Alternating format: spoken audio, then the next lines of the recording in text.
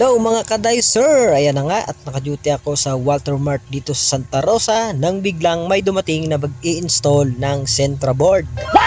Ang mag-i-install ng aking Sentra board dito sa Burr Brand facing.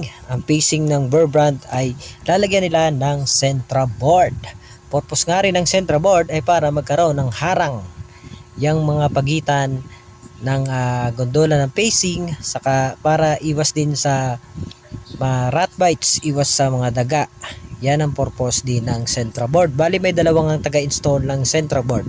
Sila nga ay yung mga delivery din, tapos sila na rin yung pinag-install ng Sentra board dito sa Walter Mart. Bali marami pa nga daw silang i-installan, pero para nakikita ko talaga na abutin na sila dito ng hanggang alas 5 sa pag-i-install pa lang dito pa lang yan sa isang store na to, dahil nga medyo matagal dito mag-install kasi nga ay kinakat pa nila, dinidikitan pa nila, tapos nilalagyan pa nila ng sticker na pula, kaya medyo tumatagal yung kanilang pag-install.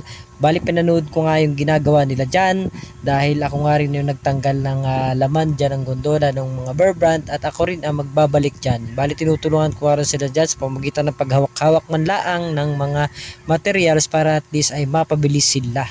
Bali alas 2 na nga silang nagsimula na makapasok dito, kaya hindi ko alam kung matatapos ba ito ng hanggang alas 5, dahil hanggang alas 5 lang ang receiving dito.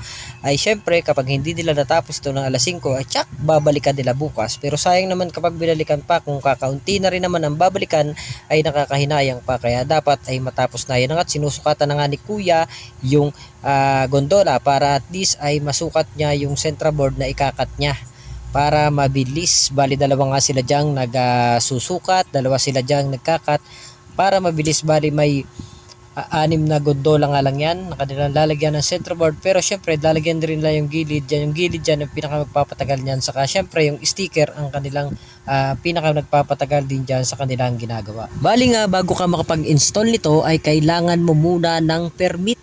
Syempre meron na nga silang permit na kapag install nito, at syempre meron na lang silang pahintulot sa may-ari ng Watermart na ikabit itong Sentra board na to, dahil kung wala naman ay syempre hindi naman nila ilalagay yan, di ba? Syempre dahil nga meron permit ito ay syempre meron duration din ito kung kailan mag-start at kung kailan magsisimula.